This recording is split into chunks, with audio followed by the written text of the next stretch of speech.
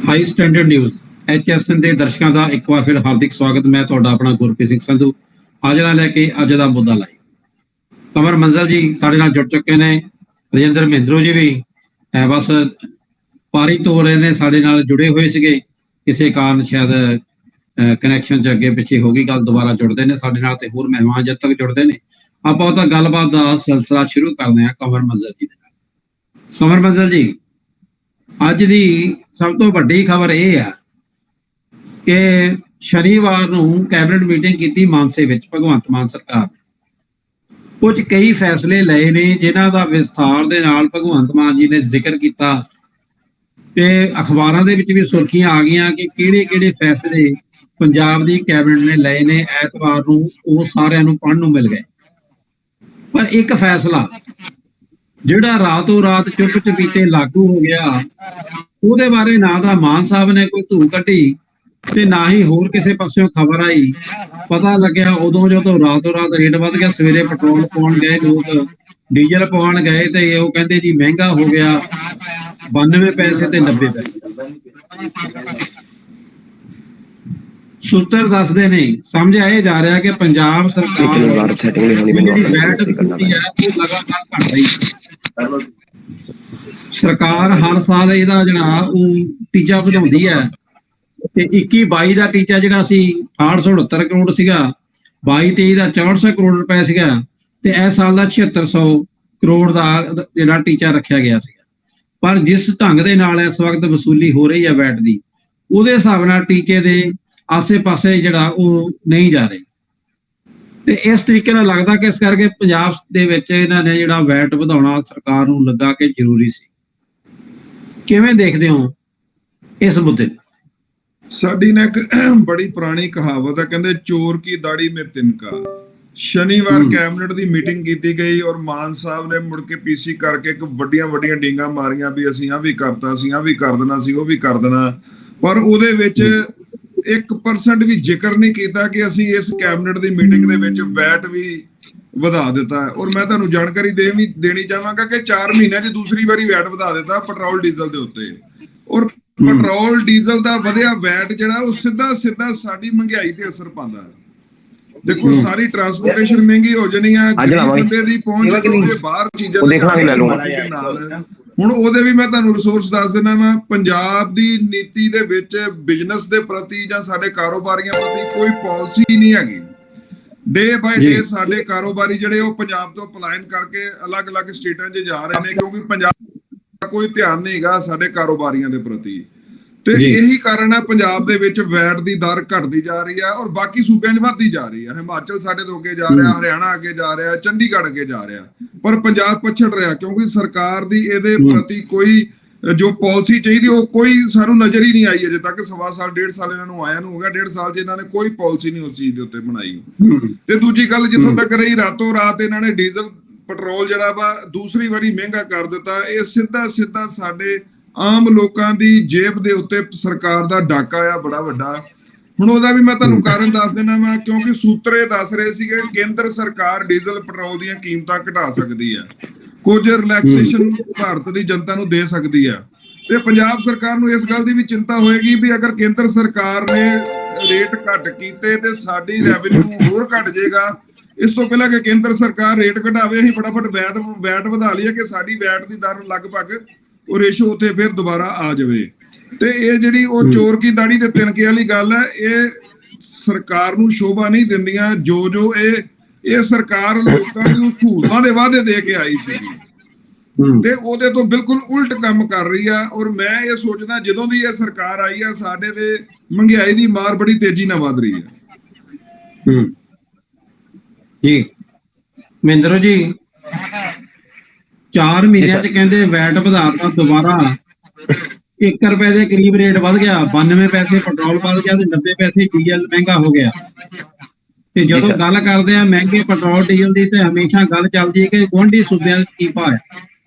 ਗੁਆਂਢੀ ਸੂਬਿਆਂ ਦੀ ਗੱਲ ਕਰਦੇ ਆ ਤੇ ਸਾਡੇ ਹਿਮਾਚਲ ਦੇ ਵਿੱਚ ਵੀ ਹਰਿਆਣਾ ਦੇ ਵਿੱਚ ਸਾਡੇ ਨਾਲੋਂ ਪੈਟਰੋਲ ਡੀਜ਼ਲ ਸਸਤੇ ਨੇ, ਪਰ ਇੱਥੇ ਮਹਿੰਗੇ ਹੋਣ ਕਾਰਨ ਜੇ ਆਪਾਂ ਗੱਲ ਕਰੀਏ ਪੈਟਰੋਲੀਅਮ ਜਿਹੜੀ ਐਸੋਸੀਏਸ਼ਨ ਹੈ ਪੰਜਾਬ ਦੀ, ਮੋਂਟੀ ਸਾਈਕਲ ਨੇ ਉਹਦੇ ਪ੍ਰਧਾਨ, ਉਹ ਕਹਿੰਦੇ ਨੇ ਕਿ ਇਹਦੇ ਨਾਲ ਉਹੀ ਜਿਹੜਾ ਫਿਰ ਦੁਬਾਰਾ ਜਿਹੜੀ ਆ ਆਪਾਂ ਕਹਿੰਦੇ ਬਲੈਕ ਜਾਂ ਤਸਕਰੀ ਜਿਹੜੀ ਆ ਉਹ ਵਧਣੀ ਸ਼ੁਰੂ ਹੋ ਜਾਂਦੀ ਹੈ।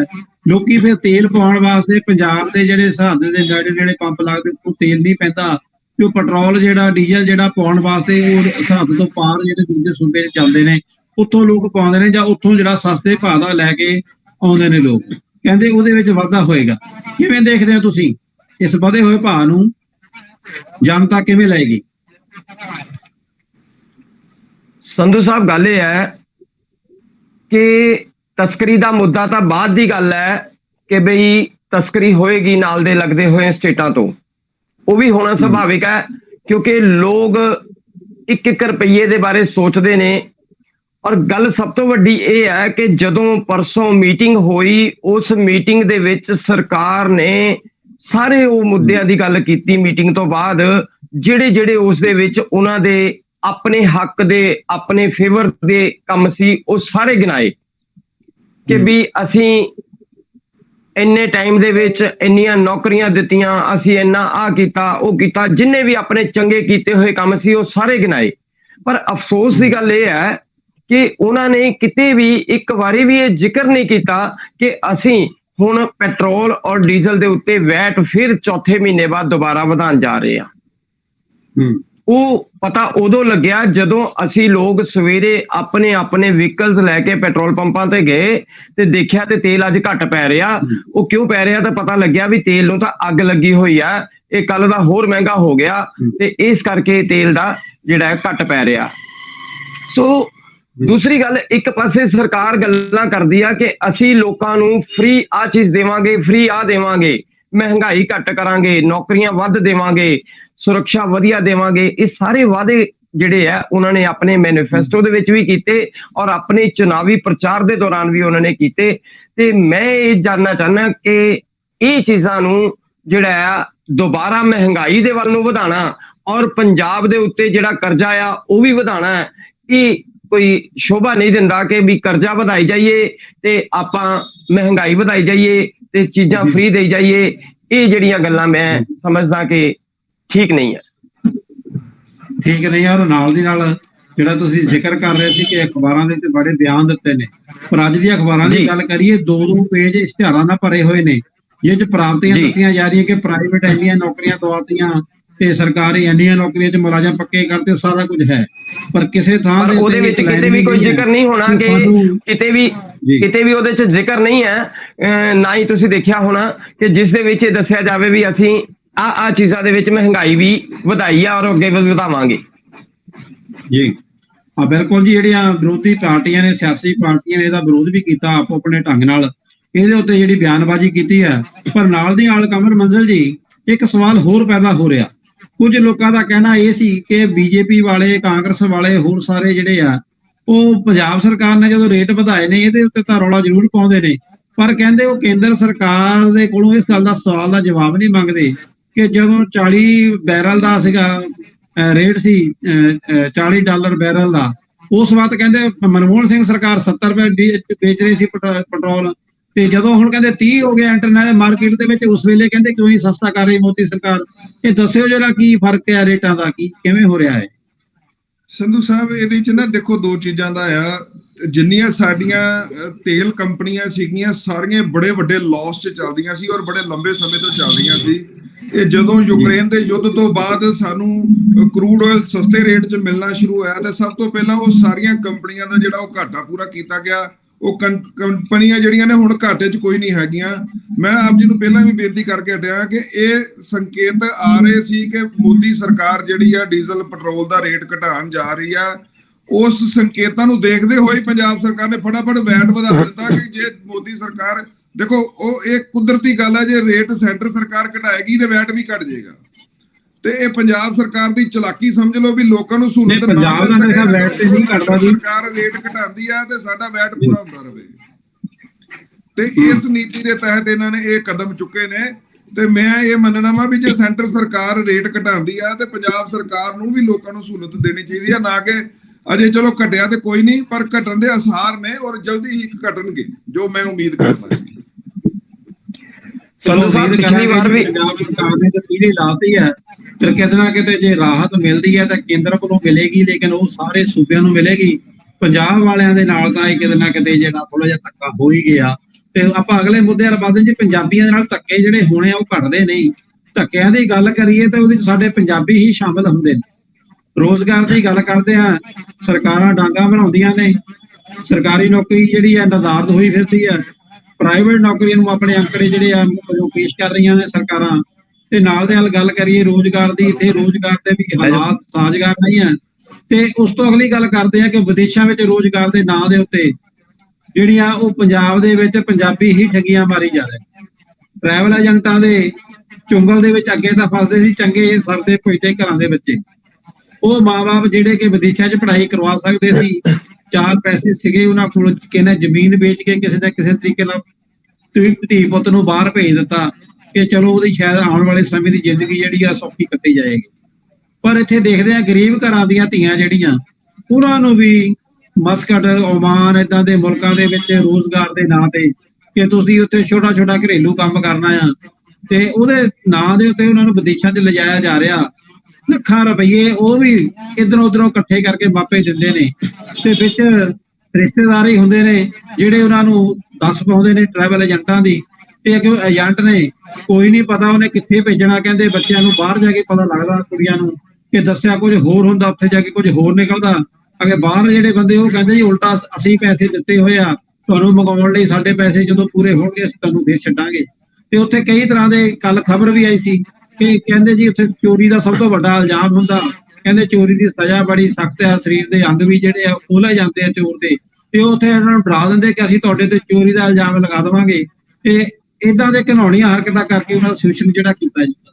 ਤੇ ਹੁਣ ਜਲੰਧਰ ਦੇ ਵਿੱਚ DC ਆਫਿਸ ਦੇ ਵਿੱਚ ਮੰਤਰੀ ਡਾਕਟਰ ਬਲਜੀਤ ਕੌਰ ਨੇ, ਉਹਨਾਂ ਦੀ ਅਗਵਾਈ ਹੇਠ ਮੀਟਿੰਗ ਹੋਈ ਹੈ। 60 ਲੇਡੀਜ਼ ਪਹੁੰਚੀਆਂ ਨੇ ਜਿਨ੍ਹਾਂ ਨੇ ਵੱਖ-ਵੱਖ ਮੁੱਦੇ ਰੱਖੇ ਨੇ। ਇੱਕ ਤਾਂ ਇਹ ਗੱਲ ਕੀ ਆ ਕਿ ਰਿਸ਼ਤੇ ਨਾਤੇ ਕਰਾਉਣ ਦੇ ਨਾਂ ਤੇ ਕਿ ਵਿਦੇਸ਼ਾਂ ਦੇ ਵਿੱਚ ਮੁੰਡਾ ਹੈ ਜੀ ਉਹਦਾ ਰਿਸ਼ਤਾ ਤੁਹਾਡਾ ਕਰਾ ਦਿੰਦੇ ਆ ਤੇ ਬਾਅਦ 'ਚ ਪਤਾ ਲੱਗਦਾ ਕਿ ਉਹਨਾਂ ਤੇ ਜਾ ਕੇ ਹੋਰ ਥਾਂ ਕਿਤੇ ਵਿਆਹ ਕਰਾਇਆ ਜਾਂ ਉਹਦਾ ਆਲਰੇਡੀ ਵਿਆਹ ਹੋਇਆ ਸੀ, ਉਹਦੇ ਨਾਲ ਧੋਖਾ ਹੁੰਦਾ। ਇੱਥੇ ਥੋੜੇ ਦੇਰ ਲਈ ਰਹਿੰਦਾ ਆ ਬੰਦਾ ਤੇ ਉੱਥੇ ਆ ਕੇ ਉਹਨੂੰ ਛੱਡ ਕੇ ਤੇ ਬਾਹਰ ਚਲਾ ਜਾਂਦਾ। ਕਈਆਂ ਦੇ ਵਿਆਹ ਕਰਾਉਣ ਤੋਂ ਬਾਅਦ ਬਾਹਰ ਚੱਲ ਕੇ ਉੱਥੇ ਜਾ ਕੇ ਹੋਰ ਵਿਆਹ ਕਰਾ ਲੈਂਦੇ ਨੇ। ਵਿਦੇਸ਼ਾਂ ਦੇ ਵਿੱਚ ਜਿਹੜੇ ਦੂਲੇ ਆਉਂਦੇ ਨੇ ਉਹ ਵੀ ਠੱਗੀ ਮਾਰਦੇ ਨੇ ਤੇ ਏਜੰਟ ਵੀ ਠੱਗੀ ਮਾਰਦੇ ਨੇ ਤੇ ਰਿਸ਼ਤੇਦਾਰ ਪਿੱਛੇ ਨਹੀਂ। ਕਿਵੇਂ ਦੇਖਦੇ ਹੋ ਇਸ ਮੁੱਦੇ ਨੂੰ ਕਮਰ ਮੰਜ਼ਲ ਜੀ? ਸੰਧੂ ਸਾਹਿਬ, ਇਹ ਨਾ ਬੜਾ ਵੱਡਾ ਨੈਕਸਸ ਹੈ।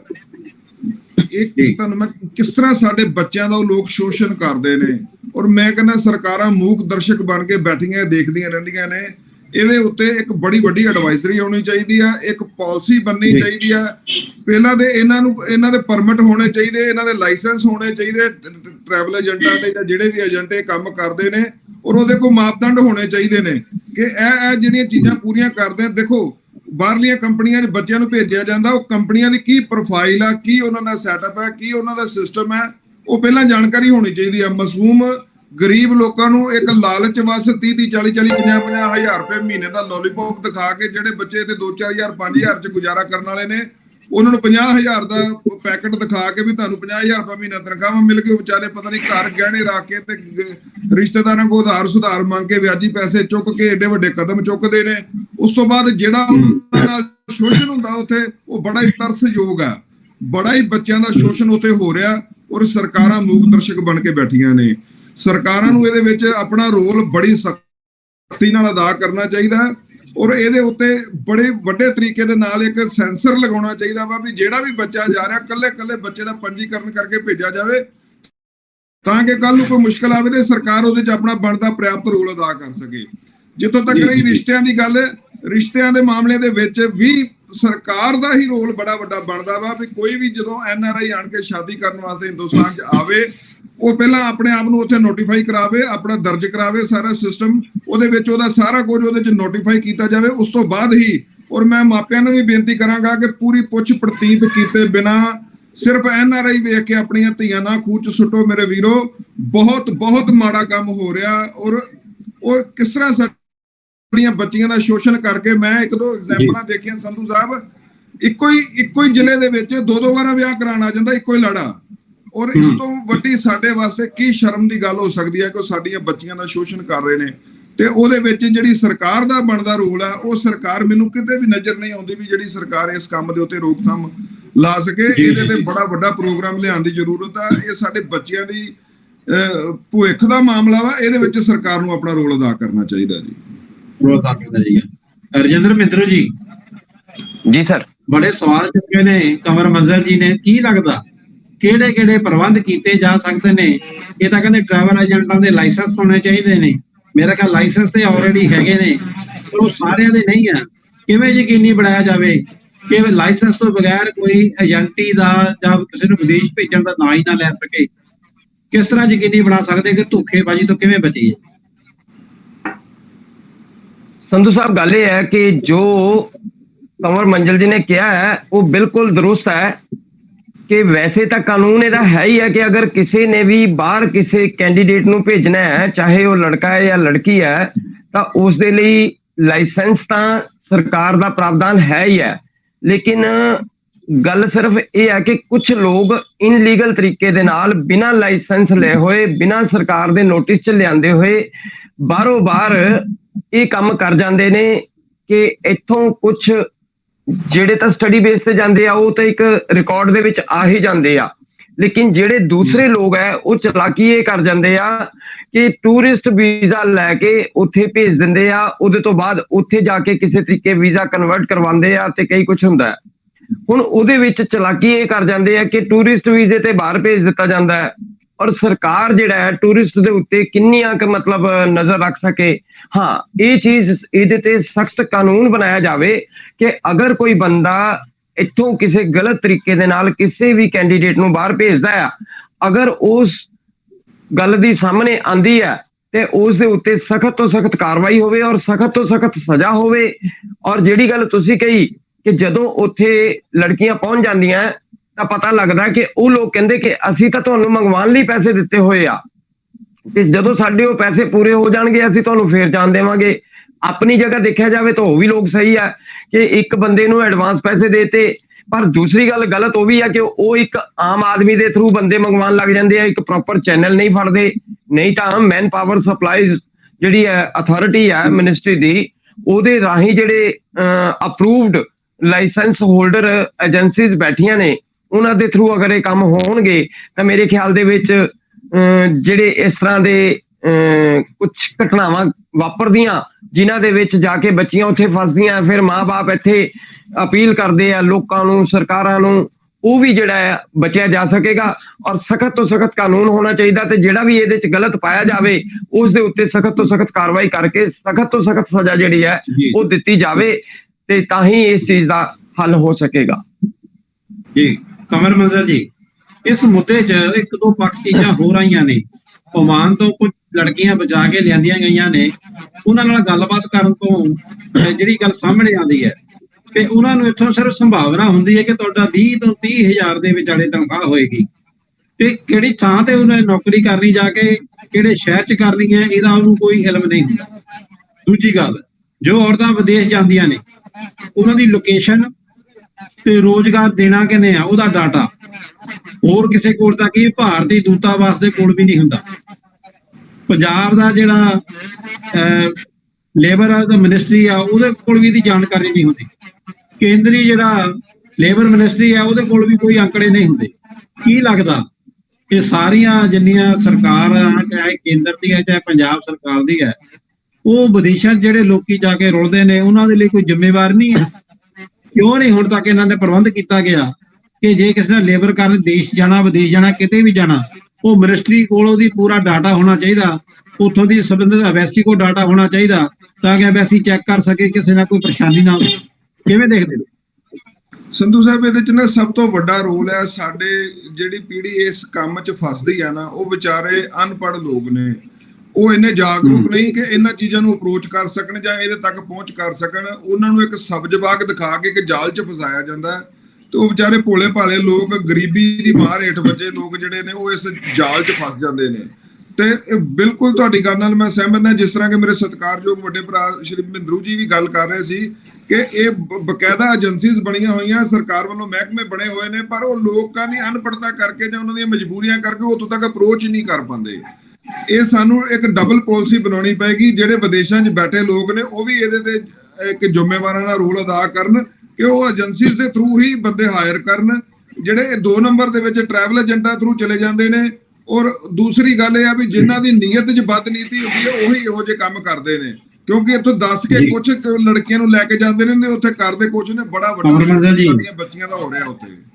ਗਵਰਨਮੈਂਟ ਜੀ ਸਵਾਲ ਤੇ ਇਹ ਆ, ਤੁਸੀਂ ਦੱਸਿਆ ਕਿ ਲੋਕ ਅਨਪੜ੍ਹ ਨੇ, ਇਸ ਕਰਕੇ ਜਿਹੜੇ ਮੰਤਰਾਲੇ ਨੇ ਉਹਨਾਂ ਤੱਕ ਸੰਪਰਕ ਨਹੀਂ ਕਰਦੇ, ਪਰ ਕੀ ਮੰਤਰਾਲੇ ਵੀ ਅਨਪੜ੍ਹ ਨੇ ਜਾਂ ਅਨਪੜ੍ਹਾਂ ਦੀ ਸਰਕਾਰ ਹੈ ਜਿਹੜੀ ਕਿ ਆਮ ਲੋਕਾਂ ਨੇ ਜਿਹਨੇ ਵੀ ਵਿਦੇਸ਼ ਜਾਣਾ ਉਹਦੇ ਲਈ ਇੰਨਾ ਵੀ ਯਕੀਨੀ ਨਹੀਂ ਬਣਾ ਸਕਦਾ ਕਿ ਉਹ ਰੂਟ ਉਹਦੇ ਰਾਹੀਂ ਹੋਵੇ ਔਰ ਉਹਦਾ ਉੱਤੇ ਕੁੰਡਾ ਵੀ ਕੋਈ ਹੋਵੇ, ਕੋਈ ਜਾਂਚ ਪੜਤਾਲ ਹੋਵੇ?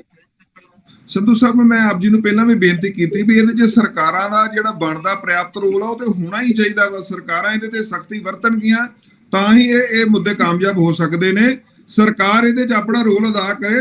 ਪਹਿਲੇ ਨੰਬਰ ਦੇ ਉੱਤੇ ਜਿਹੜੇ ਵੀ ਗੈਰ ਕਾਨੂੰਨੀ ਏਜੰਟ ਜਿਹੜੇ ਇਹ ਧੰਦਾ ਕਰਦੇ ਨੇ ਉਹਨਾਂ ਦੇ ਵਾਸਤੇ ਸਖਤ ਸਜ਼ਾ ਦਾ ਪ੍ਰਾਵਧਾਨ ਲਿਆਂਦਾ ਜਾਵੇ ਤਾਂ ਕਿ ਇਹੋ ਜਿਹੀ ਹਰਕਤਾਂ ਨੂੰ ਬੰਦ ਕੀਤਾ ਜਾ ਸਕੇ, ਔਰ ਜਿਹੜੇ ਵੀ ਲੋਕ ਇਹ ਕੰਮ ਕਰਦੇ ਨੇ ਉਹਨਾਂ ਦੀ ਪਹਿਚਾਣ ਕਰਕੇ ਉਹਨਾਂ ਨੂੰ ਅਰੈਸਟ ਕੀਤਾ ਜਾਵੇ, ਉਹਨਾਂ ਦੇ ਉੱਤੇ ਬਣਦੀ ਕਾਨੂੰਨੀ ਕਾਰਵਾਈ ਕੀਤੀ ਜਾਵੇ।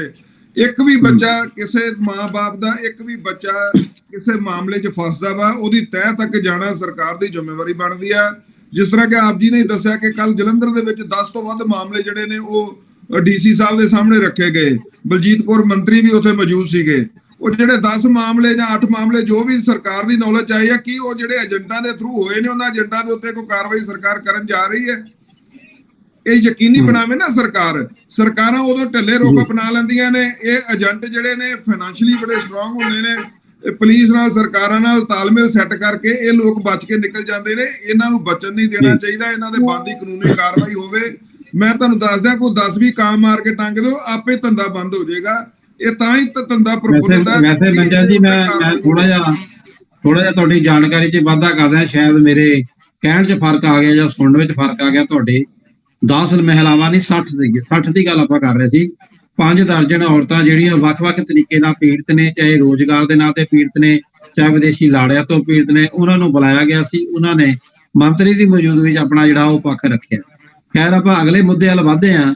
ਰਜਿੰਦਰ ਮਹਿੰਦਰੂ ਜੀ ਕੋਲ ਜਾਣਾਂਗੇ। ਮੁੱਦਾ ਬੜਾ ਗੰਭੀਰ ਹੈ ਇਹ ਵੀ, ਕਿਉਂਕਿ ਨਸ਼ਿਆਂ ਦੀ ਦਲਦਲ ਵਿੱਚ ਪੂਰਾ ਪੰਜਾਬ ਜਿਹੜਾ ਕਿਸ ਤਰੀਕੇ ਨਾਲ ਧੱਸਦਾ ਜਾ ਰਿਹਾ, ਉਹਦੇ ਉੱਤੇ ਸਰਕਾਰਾਂ ਆਉਂਦੀਆਂ ਨੇ, ਆਪੋ ਆਪਣੇ ਲਾਰੇ ਲਾਉਂਦੀਆਂ ਨੇ, ਆਪਣੇ ਆਪ ਨੂੰ ਪ੍ਰੋਗਰਾਮ ਦਿੰਦੀਆਂ ਨੇ ਠੋਸ ਕੇ ਅਸੀਂ ਤਾਂ ਜੀ ਆਉਂਦੇ ਹੀ ਮਹੀਨੇ 'ਚ ਨਸ਼ਾ ਖਤਮ ਕਰ ਦਿਆਂਗੇ, ਕੋਈ ਕਹਿੰਦਾ 2 ਮਹੀਨਿਆਂ 'ਚ ਕਰ ਦਾਂਗੇ, ਕੋਈ ਕਹਿੰਦਾ 4 ਹਫ਼ਤੇ 'ਚ ਲੱਕ ਤੋੜ ਦਿਆਂਗੇ। ਪਰ ਨਸ਼ਿਆਂ ਦੇ ਲੱਕ ਤੇ ਟੁੱਟਦਾ ਨਜ਼ਰ ਨਹੀਂ ਆ ਰਿਹਾ। ਪਰ ਹਾਂ, ਪੰਜਾਬੀਆਂ ਦਾ ਬੁੱਢੇ ਮਾਂ-ਬਾਪ ਦਾ ਲੱਕ ਜਿਹੜਾ ਜ਼ਰੂਰ ਟੁੱਟ ਜਾਂਦਾ ਜਿਸ ਵਕਤ ਉਹਨਾਂ ਦਾ ਬੱਚਾ ਨਸ਼ਿਆਂ ਦੀ ਦਲ ਦੇ ਵਿੱਚ ਫਸਿਆ ਹੁੰਦਾ, ਫਸ ਜਾਂਦਾ ਮੱਕੜ ਜਾਲ ਦੇ ਵਿੱਚ। ਤੇ ਫਿਰ ਜਦੋਂ ਉਹਨੂੰ ਛਡਾਉਣ ਦੀ ਵਾਰੀ ਆਉਂਦੀ ਹੈ ਤੇ ਕੋਸ਼ਿਸ਼ ਕੀਤੀ ਜਾਂਦੀ ਕਿ ਉਹਨਾਂ ਦਾ ਇਲਾਜ ਕਰਾਇਆ ਜਾਵੇ। ਇਲਾਜ ਕਰਾਉਣ ਵਾਸਤੇ ਸਰਕਾਰੀ ਤੰਤਰ ਵੀ ਇੰਨਾ ਮਜ਼ਬੂਤ ਨਹੀਂ ਦਿਖਾਈ ਦੇ ਰਿਹਾ ਕਿ ਘਰ ਘਰ ਜਾ ਕੇ ਜਿਹੜੇ ਬੱਚੇ ਪੀੜਤ ਨੇ ਉਹਨਾਂ ਦਾ ਪਤਾ ਲਾ ਕੇ ਉਹਨਾਂ ਦੇ ਇਲਾਜ ਦਾ ਸੁਚੱਜਾ ਪ੍ਰਬੰਧ ਕੀਤਾ ਜਾਵੇ। ਪ੍ਰਾਈਵੇਟ ਜਿਹੜੇ ਨਸ਼ਾ ਮੁਕਤੀ ਕੇਂਦਰ ਨੇ ਉਹਨਾਂ ਵਿੱਚ ਕਿਸ ਤਰੀਕੇ ਦੇ ਹਾਲਾਤ ਨੇ ਇਹ ਸਾਨੂੰ ਸਾਹਮਣੇ ਦੇਖਣਾ ਪਊਗਾ। ਕਿ ਅੰਮ੍ਰਿਤਸਰ ਦੇ ਇੱਕ ਨੌਜਵਾਨ ਮੁੰਡਾ ਸੀਗਾ ਲੁਧਿਆਣੇ ਦੇ ਨੇੜੇ ਖੰਨਾ ਖੇਤਰ ਦੇ ਵਿੱਚ, ਉੱਥੇ ਇੱਕ ਨਸ਼ਾ ਮੁਕਤੀ ਕੇਂਦਰ 'ਚ ਦਾਖਲ ਕਰਾਇਆ ਗਿਆ ਸੀ। ਕਸੂਰ ਜਿਹੜੀ ਹੁਣ ਤੱਕ ਗੱਲ ਸਾਹਮਣੇ ਆਈ ਹੈ, ਕਸੂਰ ਸਿਰਫ ਇੰਨਾ ਕਿ ਉਸ ਬੱਚੇ ਨੇ ਖਾਣਾ ਖਾ ਲਿਆ ਇੱਕ ਵਕਤ ਦਾ, ਜਿਹੜੇ ਪ੍ਰਬੰਧਕ ਸੀ ਉਹਨਾਂ ਨੂੰ ਪੁੱਛੇ ਬਗੈਰ। ਕਹਿੰਦੇ ਇਸੇ ਗੱਲ ਤੋਂ ਇੰਨੇ ਗੁੱਸੇ ਵਿੱਚ ਪ੍ਰਬੰਧਕ ਆ ਗਏ ਕਿ ਉਸ ਨੌਜਵਾਨ ਨੂੰ ਉਹ 4 ਘੰਟੇ ਤੱਕ ਕੁੱਟਦੇ ਰਹੇ। 4 ਘੰਟੇ ਤੱਕ ਕੁੱਟ ਕੇ ਉਹਨੂੰ ਮਾਰ ਦਿੱਤਾ ਗਿਆ ਤੇ ਜਦੋਂ ਉਹਦੀ ਮੌਤ ਹੋ ਜਾਂਦੀ ਹੈ ਤੇ ਉਹਦੀ ਲਾਸ਼ ਨੂੰ ਨਹਿਰ ਵਿੱਚ ਸੁੱਟ ਦਿੱਤਾ ਜਾਂਦਾ।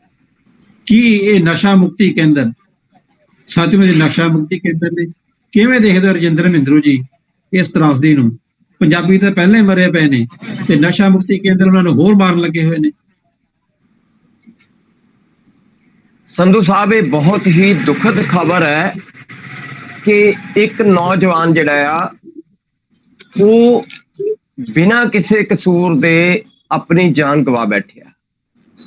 ਉਹ ਪਰਿਵਾਰ ਦਾ ਪਤਾ ਨਹੀਂ ਕਿੱਡਾ ਕੁ ਸਹਾਰਾ ਸੀ, ਪਤਾ ਨਹੀਂ ਉਹ ਪਰਿਵਾਰ ਦੇ ਵਿੱਚ ਕਿੰਨੇ ਕੁ ਭੈਣ ਭਰਾ ਸੀ ਔਰ ਪਰਿਵਾਰ ਦੀ ਕੀ ਉਹ ਹਾਲਤ ਸੀ, ਔਰ ਮਾਂ-ਬਾਪ ਦੀ ਭੈਣ ਭਰਾਵਾਂ ਦੀ ਇਹ ਇੱਛਾ ਸੀ ਕਿ ਇਹ ਸਾਡਾ ਬੱਚਾ ਜਿਹੜਾ ਨਸ਼ੇ ਦੀ ਦਲਦਲ ਦੇ ਵਿੱਚ ਫਸ ਚੁੱਕਿਆ ਉਹ ਕਿਸੇ ਤਰੀਕੇ ਉਹਦੇ ਚੋਂ ਬਾਹਰ ਨਿਕਲ ਕੇ ਤੰਦਰੁਸਤ ਹੋ ਕੇ ਸਾਡੇ ਘਰ ਆਵੇ ਤੇ ਆ ਕੇ ਆਪਣੀ ਜ਼ਿੰਮੇਵਾਰੀਆਂ ਨਿਭਾਵੇ।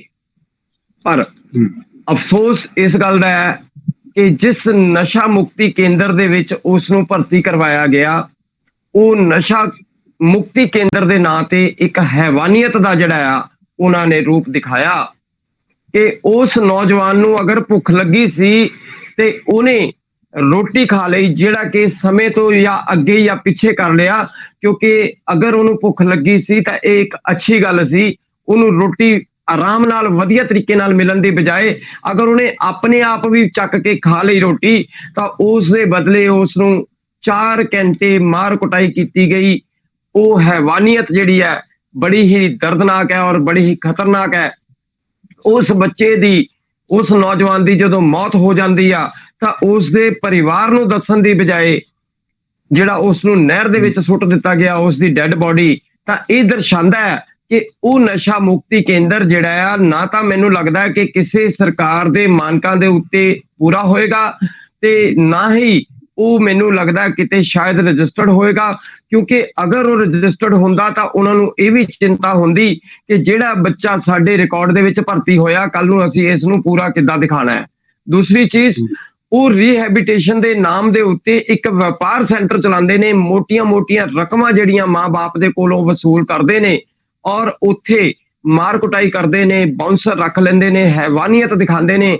ਮੇਰੀ ਪੰਜਾਬ ਸਰਕਾਰ ਦੇ ਅੱਗੇ ਇਹ ਅਪੀਲ ਹੈ ਕਿ ਇਸ ਤਰ੍ਹਾਂ ਦੇ ਆਪਣੇ ਸ਼ਹਿਰ ਦੇ ਵਿੱਚ, ਆਪਣੇ ਇਲਾਕੇ ਦੇ ਵਿੱਚ ਚੈੱਕ ਕਰਨ ਲਈ ਡੀਐਸਪੀ ਸਾਹਿਬ ਨੂੰ ਔਰ ਐਸਐਚਓ ਸਾਹਿਬਾਨ ਨੂੰ ਡਿਊਟੀਆਂ ਲਗਾਈਆਂ ਜਾਣ ਔਰ ਉਹਨਾਂ ਦਾ ਵੇਰਵਾ ਤਿਆਰ ਕਰਕੇ ਜਿਹੜੇ ਵੀ ਬਿਨਾਂ ਰਜਿਸਟ੍ਰੇਸ਼ਨ ਤੋਂ, ਬਿਨਾਂ ਸਰਕਾਰ ਦੀ ਮਨਜ਼ੂਰੀ ਤੋਂ ਇਦਾਂ ਦੇ ਸੈਂਟਰ ਚੱਲ ਰਹੇ ਨੇ, ਜਿਹੜੇ ਹੈਵਾਨੀਅਤ ਦਿਖਾਉਂਦੇ ਨੇ, ਉਹਨਾਂ ਨੂੰ ਤੁਰੰਤ ਬੰਦ ਕੀਤਾ ਜਾਵੇ ਔਰ ਉਹਨਾਂ ਦੇ ਉੱਤੇ ਸਖਤ ਤੋਂ ਸਖਤ ਕਾਰਵਾਈ ਕੀਤੀ ਜਾਵੇ, ਕਿਉਂਕਿ ਇਹ ਕੋਈ ਵਪਾਰ ਨਹੀਂ ਹੈ। ਇਹ ਲੋਕਾਂ ਦੀ ਜ਼ਿੰਦਗੀ ਦੇ ਨਾਲ, ਲੋਕਾਂ ਦੇ ਪਰਿਵਾਰਾਂ ਦੇ ਨਾਲ, ਪੰਜਾਬੀਆਂ ਦੇ ਨਾਲ ਔਰ ਇਨਸਾਨੀਅਤ ਦੇ ਨਾਲ ਇਹ ਖਿਲਵਾੜ ਕੀਤੀ ਜਾ ਰਹੀ ਆ।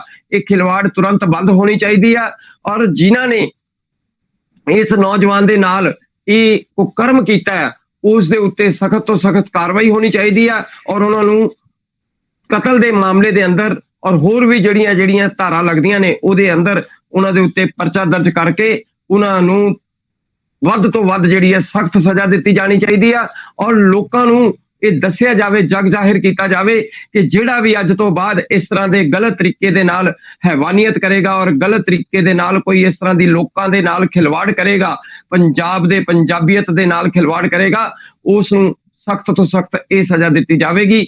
ਤਾਂ ਹੀ ਪੰਜਾਬ ਦੇ ਵਿੱਚ ਜਿਹੜੇ ਇਸ ਤਰ੍ਹਾਂ ਦੇ ਸੈਂਟਰ ਹੈ ਜਿਹੜੇ ਕਿ ਗਵਰਨਮੈਂਟ ਦੀ ਬਿਨਾਂ ਮਨਜ਼ੂਰੀ ਤੋਂ ਔਰ ਹੈਵਾਨੀਅਤ ਦਾ ਰੂਪ ਲੈ ਕੇ ਇੱਕ ਵਪਾਰ ਚਲਾ ਰਹੇ ਨੇ, ਉਹ ਸਖਤ ਤੋਂ ਸਖਤ ਕਾਰਵਾਈ ਦੇ ਨਾਲ ਹੀ ਬੰਦ ਹੋ ਸਕਣਗੇ ਔਰ ਪੰਜਾਬ ਸਰਕਾਰ ਨੂੰ ਤੇ ਪ੍ਰਸ਼ਾਸਨ ਨੂੰ ਇਹਦੇ ਤੇ ਤੁਰੰਤ ਜਿਹੜਾ ਹੈ ਵੱਧ ਤੋਂ ਵੱਧ ਧਿਆਨ ਦੇਣ ਦੀ ਲੋੜ ਹੈ। ਜੀ ਕਮਰ ਮੰਜ਼ਲ ਜੀ, ਇਸ ਮੁੱਦੇ ਦੀ ਗੱਲ ਕਰਦੇ ਆ, ਕਹਿੰਦੇ ਜੀ ਅਮਨਦੀਪ ਸੀ ਉਸ ਲੜਕੇ ਦਾ ਨਾਮ, ਉੱਥੇ ਕੋਈ ਭਰਤੀ ਹੋ ਰਿਹਾ ਨੌਜਵਾਨ ਨਸ਼ਾ ਮੁਕਤੀ ਕੇਂਦਰ ਵਿੱਚ, ਕੋਈ ਫਤਿਹ ਸਿੰਘ, ਉਹਨੇ ਦੱਸਿਆ ਕਹਿੰਦੇ ਪਿਛਲੇ ਬੀਤੀ 21 ਅਪ੍ਰੈਲ ਨੂੰ ਜਿਹੜਾ ਨਾ 2 ਮਹੀਨੇ ਪਹਿਲਾਂ ਕਹਿੰਦੇ ਆਇਆ ਸੀ ਅਮਨਦੀਪ, ਤੇ 15-20 ਦਿਨ ਤਾਂ ਪਹਿਲਾਂ ਕਹਿੰਦੇ ਹਰ ਇੱਕ ਨਾਲ ਜਿਹੜਾ ਉੱਥੇ ਜਾਂਦਾ ਆ ਉਹਦੇ ਨਾਲ ਥੋੜੀ ਕੁੱਟਮਾਰ ਹੁੰਦੀ ਹੈ, ਅਣਮਨੁੱਖੀ ਵਤੀਰਾ ਅਪਣਾਇਆ ਜਾਂਦਾ। ਉਹ ਕਹਿੰਦੇ 21 ਅਪ੍ਰੈਲ ਦੀ ਗੱਲ ਹੈ ਜੀ, ਠੀਕ ਹੈ ਜੀ। 21 ਅਪ੍ਰੈਲ ਨੂੰ ਕਹਿੰਦੇ ਉਹ ਕੱਪੜੇ ਧੋ ਕੇ ਆਇਆ ਸੀਗਾ ਤੇ ਉਹਨੇ ਆ ਕੇ ਰੋਟੀ ਖਾਣੀ ਸੀਗੀ, ਰੋਟੀ ਉਹਨੇ ਬਿਨਾਂ ਪੁੱਛੇ ਖਾ ਲਈ ਤੇ ਉਹਨੂੰ ਗੁੱਸੇ 'ਚ ਆਏ ਸੰਚਾਲਕ ਨੇ ਆਪਣੇ ਸਾਥੀਆਂ ਨਾਲ ਕਾਫੀ ਕੁੱਟਮਾਰ ਕੀਤੀ। ਕੁੱਟਮਾਰ ਤੋਂ ਬਾਅਦ ਉਹ ਪਾਣੀ ਮੰਗ ਰਿਹਾ ਸੀਗਾ ਤੇ 4 ਘੰਟੇ ਤੱਕ ਕਹਿੰਦੇ ਉਹਨੂੰ ਪਾਣੀ ਨਹੀਂ ਦਿੱਤਾ ਗਿਆ, ਉਹਨੂੰ ਤੜਫਾਇਆ ਗਿਆ, ਤੜਫਦੇ ਉਹਨੇ ਦਮ ਤੋੜ ਦਿੱਤਾ। ਫਿਰ ਕਹਿੰਦੇ ਉਹਨੂੰ ਚੁੱਕ ਕੇ ਲੈ ਗਏ ਤੇ ਉਹ ਜਿਹੜੇ ਬਾਕੀ ਦੇ ਸਾਥੀ ਸੀਗੇ ਉਹਨਾਂ ਨੂੰ ਅੰਦਰ ਤਾਲੇ ਲਾਤੇ ਤੇ ਉਹਨੂੰ ਚੁੱਕ ਕੇ ਬਾਹਰ ਉੱਥੋਂ ਗਾਇਬ ਕਰਤਾ ਗਿਆ। ਕਹਿੰਦੇ ਉਸ ਤੋਂ ਬਾਅਦ 9 ਜੂਨ ਨੂੰ ਜਦੋਂ ਉਸ ਜਿਹੜਾ ਪੀੜਤ ਨੌਜਵਾਨ ਸੀ ਜਿਹਨੂੰ ਮਾਰ ਦਿੱਤਾ ਗਿਆ, ਉਹਦਾ ਭਰਾ ਆਇਆ ਉਹਨੂੰ ਮਿਲਣ, ਉਹਦਾ ਹਾਲ ਚਾਲ ਪੁੱਛਣ, ਫਿਰ ਆ ਕੇ ਉਹਨੂੰ ਪਤਾ ਲੱਗਾ ਉੱਥੇ ਸਾਰਿਆਂ ਨੂੰ ਕਿ ਭਾਈ ਉਹ ਅਮਨਦੀਪ ਦਾ ਜਿਹੜਾ ਉਹ ਉਹਨਾਂ ਉਲਟਾ ਬਹਾਨਾ ਲਾਤਾ ਜੀ, ਉਹਦਾ ਭੱਜ ਗਿਆ ਜਦੋਂ ਕਿ ਉਹਦੀ ਕੁੱਟਮਾਰ ਕੀਤੀ ਗਈ ਸੀ। ਇਹਦੀ ਜਾਂਚ ਜਿਹੜੀ ਆ ਹੋ ਰਹੀ ਆ, ਹਾਲਾਂਕਿ ਡੀਐਮਸੀ ਦੀ ਅਗਵਾਈ ਹੇਠ ਜਾਂਚ ਕਮੇਟੀ ਵੀ ਬਣ ਗਈ ਆ, ਪਰ ਇਹ ਜਿਹੜਾ ਵਤੀਰਾ ਜਿਸ ਤਰ੍ਹਾਂ ਦਾ ਹੋ ਰਿਹਾ ਇਹ ਕਿਹੜੀ ਗੱਲਬਾਤ ਸੰਕੇਤ ਕਰਦਾ ਕਮਰ ਮੰਜ਼ਲ ਜੀ? ਸਿੱਧੂ ਸਾਹਿਬ, ਮੈਂ ਇਹ ਮੰਨਦਾ ਕਿ ਉਹ ਲੋਕ ਜਿਹੜੇ ਵੀ ਇਹੋ ਜਿਹੀਆਂ ਹਰਕਤਾਂ ਕਰਦੇ ਨੇ ਉਹ ਇਨਸਾਨ ਕਹਾਉਣ ਦੇ ਕਾਬਿਲ ਹੀ ਨਹੀਂ ਹੈਗੇ। ਕਿੰਨੇ ਦੁੱਖ ਤਕਲੀਫ ਚੋਂ ਮਾਂ-ਬਾਪ ਹੋਣਗੇ ਜਿਨ੍ਹਾਂ ਨੇ ਆਪਣੇ ਬੱਚੇ ਨੂੰ ਏਡਾ ਵੱਡਾ ਦਿਲ ਕਰਕੇ ਤੁਹਾਡੇ ਕੋਲ ਨਸ਼ਾ ਛਡਾਊ ਕੇਂਦਰ ਕੋਲ ਭੇਜਿਆ। ਉਹ ਇਸ ਲਈ ਭੇਜਿਆ ਕਿ ਉਹਨਾਂ ਦਾ ਬੱਚਾ ਸਹੀ ਹੋ ਸਕੇ। ਤੇ ਇੱਕ ਬੰਨੇ ਅਸੀਂ ਜਿਹੜੇ ਲੰਗਰ ਲਗਾ ਰਹੇ ਆ, ਇੰਨੀ ਸੇਵਾ ਕਰ ਰਹੇ ਆ, ਤੇ ਇੱਕ ਬੰਨੇ ਇੱਕ ਇਨਸਾਨ ਨੂੰ ਰੋਟੀ ਖਾਣ ਦੀ ਏਡੀ ਵੱਡੀ ਸਜ਼ਾ ਦੇ ਦੇਣੀ ਕਿ ਉਹਨੇ ਸਾਡੇ ਬਿਨਾਂ ਪੁੱਛਿਆ। ਇਹ ਤੇ ਕਰੂਰਤਾ ਦੀ ਹੱਦ ਹੈ। ਸੰਧੂ ਸਾਹਿਬ, ਇਹ ਨਸ਼ਿਆਂ ਦੀ ਗਲਤਾਨ ਇਸ ਲੈਵਲ ਤੇ ਜਾ ਚੁੱਕੀ ਹੈ। ਮੈਂ ਇੱਕ ਛੋਟੀ ਜੀ ਤੁਹਾਨੂੰ ਆਪਣੇ ਸ਼ਹਿਰ ਦੀ ਸਟੋਰੀ ਦੱਸਣੀ ਚਾਹਾਂਗਾ, ਮੈਂ ਨਾਂ ਨਹੀਂ ਲਵਾਂਗਾ ਉਸ ਪਰਿਵਾਰ ਦਾ। ਅੰਮ੍ਰਿਤਸਰ ਦਾ ਇੱਕ ਬੜਾ ਸਹਿਬੇ ਹੈਸੀਅਤ ਪਰਿਵਾਰ ਆ, ਬੜੇ ਆਪਣੇ ਆਪ 'ਚ ਸક્ષਮ ਪਰਿਵਾਰ ਆ। ਉਹ ਬੱਚਾ ਉਹਨਾਂ ਦਾ ਕੱਲਾ ਬੇਟਾ, ਤੇ ਉਹ ਵੀ ਨਸ਼ਿਆਂ ਦੀ ਗਲਤਾਨ 'ਚ ਫਸ ਗਿਆ ਜੀ। ਇਹ ਮੈਂ ਆਪਣੇ ਹੱਡ ਬੀਤੀ ਤੁਹਾਨੂੰ ਸਟੋਰੀ ਦੱਸਣ ਲੱਗਾ।